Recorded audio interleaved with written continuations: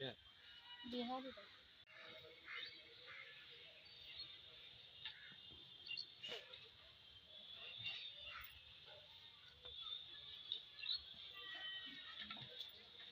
আসসালামু আলাইকুম বন্ধুরা, welcome back to my channel Azmira রান্নাঘর। আজকে রেসিপি হচ্ছে গরুর মাংস দিয়ে আলু দিয়ে। তো রেসিপিতে কি কি মশলা দিচ্ছি তোমরা দেখো, তোমাদের ভালো লাগবে। জন্য আমি গ্যাসের ফ্লেমটা অন করে দিলাম, কড়াই চাপিয়ে দিয়েছি। গরুর মাংসটা রান্না করার জন্য আলু দিয়ে পেঁয়াজ কুচিয়ে নিয়েছি, টমেটো কুচিয়ে নিয়েছি, কাঁচা লঙ্কা কুচিয়ে নিয়েছি। মাংসটা রান্না করার জন্য প্রথমে আমি কড়াইয়ের মধ্যে সরিষার তেল দিয়ে দেবো। 4টে এলাচ দিয়ে দেবো, টুকরো দারচিনি দিয়ে দেবো, 2টো তেজপাতা দিয়ে দেবো। এরপর আমি কাঁচা লঙ্কার কুচোগুলো দিয়ে দেবো তেলের মধ্যে।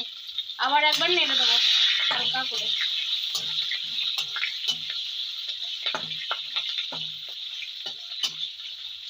কাঁচা লঙ্কাগুলো একটু ভাজা ভাজা হয়ে এসেছে, এবার পেঁয়াজের টুকরোগুলো দিয়ে দেবো, আবার নেড়ে দেবো।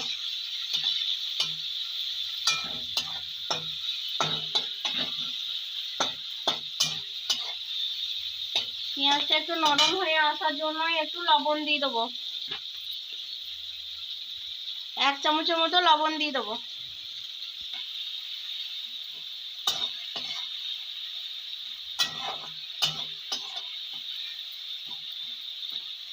পেঁয়াজটা হালকা লাল হয়ে আসা পর্যন্ত আমি অপেক্ষা করব।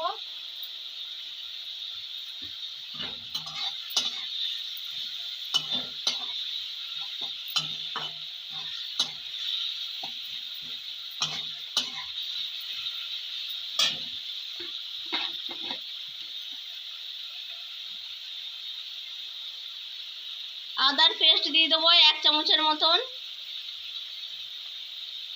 রসুনের পেস্ট দিয়ে দেবো 1 চামচের মতন, নেড়ে দেবো।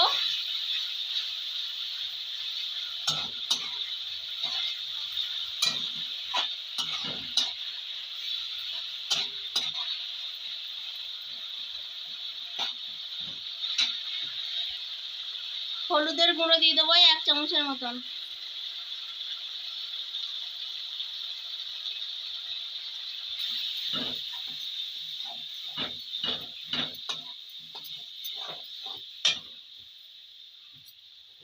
একটু গা গড়িয়ে পানি দিয়ে দেবো।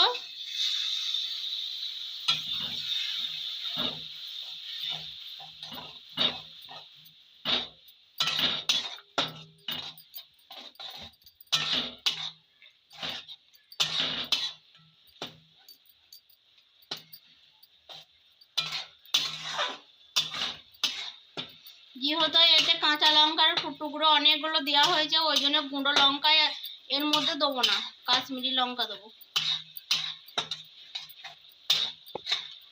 ছেড়ে এসেছে, টমেটো টুকরোগুলো দিয়ে দেবো,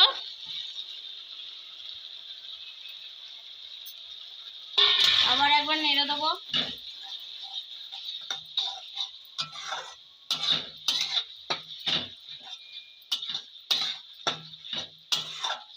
টমেটোটা একটু গলা গলা হয়ে আসার জন্য আমি একবার, টমেটোটা সেদ্ধ হয়ে আসার জন্য আমি একবার টমেটোর ইয়েটা ঢেকে দেবো, কড়াইটা একবার ঢেকে দেবো। এটা খুলে আমি একবার দেখে নেবো, তেলটা ছেড়ে এসেছে। এবার আগে থেকে কুচিয়ে রাখা আলুর টুকরোগুলো দিয়ে দেবো।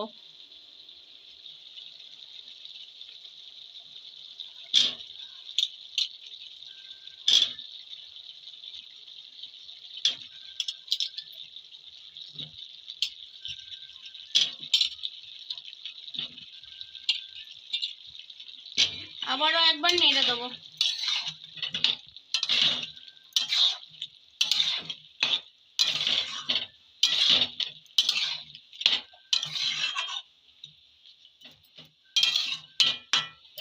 আলুর টুকরোগুলো দেওয়ার পর আবারও একবার 5 মিনিটের মতন ঢেকে দিলাম।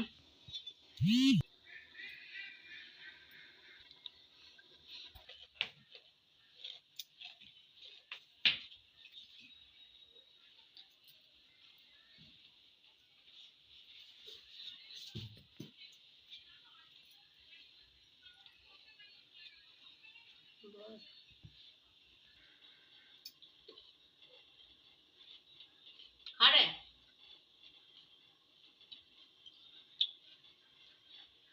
খিদে পেয়ে গেছে আমার। রান্না করতে গেলে খিদে পাবে না?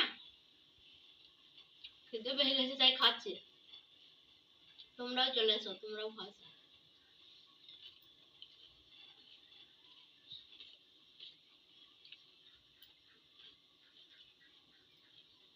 কই গো, শশা খাওয়াছে? এসো।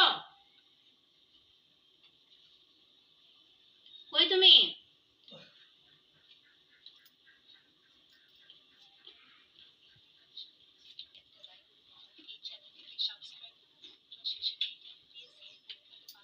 রিঙ্গি খাবি? খাবি না? খা একটা।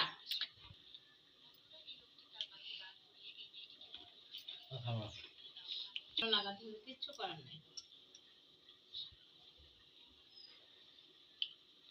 মনিরুল ভাই আমাকে কিছু খেতে দিতে না, দেখেন এই শশা খেতে দিয়েছে। এই খেয়ে কি পেট ভরে? মনিরুল ভাই আপনি দেখবেন না, রিঙ্গিকে বলবেন, রিঙ্গিকে শাসন করবেন, বুঝতে পেরেছেন? আমাকে শুধু শশা দিয়েছে খেতে, আর কিছু দেয়নি।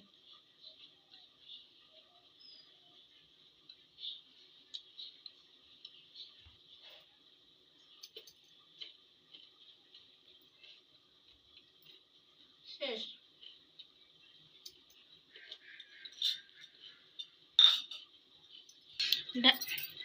ঢাকনাটা খুলে একবার দেখে নেবো, সেটা একবার নেড়ে দেবো।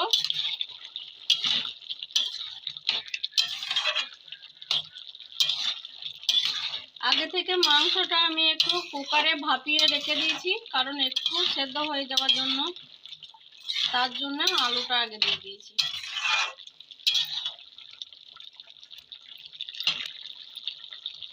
এক চামচের মতন আমি গোলমরিচের গুঁড়ো দিয়ে দেবো। কাশ্মীরি লাল লঙ্কার গুঁড়ো দিয়ে দেবো, কম হয়ে গেছে। ভাজা জিরের গুঁড়ো 1 চামচের মতন সামান্য দেবো। ধনিয়ার গুঁড়ো দিয়ে দেবো 1 চামচের মতো। আবারও একবার নেড়ে দেবো, দিলাম। এবার আগে থেকে সেদ্ধ করে রাখা মাংসের টুকরোগুলো দিয়ে দেবো।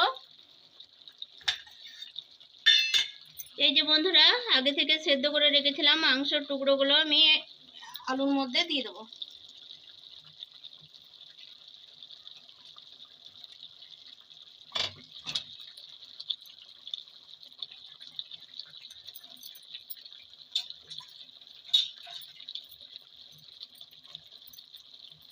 আবারও নেড়ে দেবো, ভালো করে কষিয়ে নেব।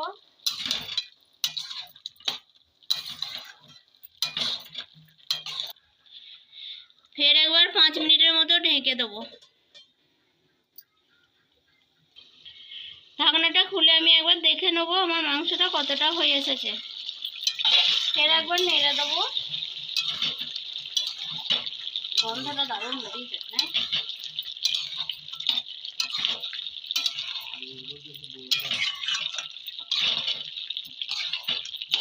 মাংসটা তেলটা আমার ছেড়ে এসেছে, এবার সামান্য একটুখানি পানি দিয়ে দেবো আলুটা সেদ্ধ হওয়ার জন্য। আবারও একবার 10 মিনিটের জন্য ঢেকে দেবো। ঢাকনাটা খুলে আমি একবার দেখে নেবো আমার রান্নাটা কত দূর হয়ে এসেছে।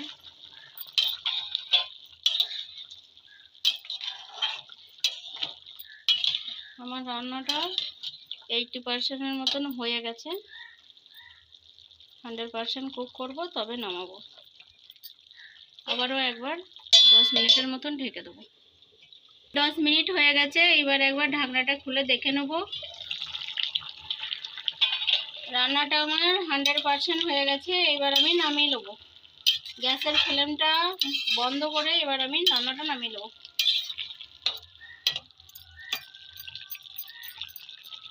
সুন্দর হয়েছে, লাল লাল লাল লাল ঝোল হয়েছে, খুব সুন্দর হয়েছে। খেতেও এত সুন্দর হবে, যতটা দেখতে সুন্দর খেতেও অতটা সুন্দরই হবে।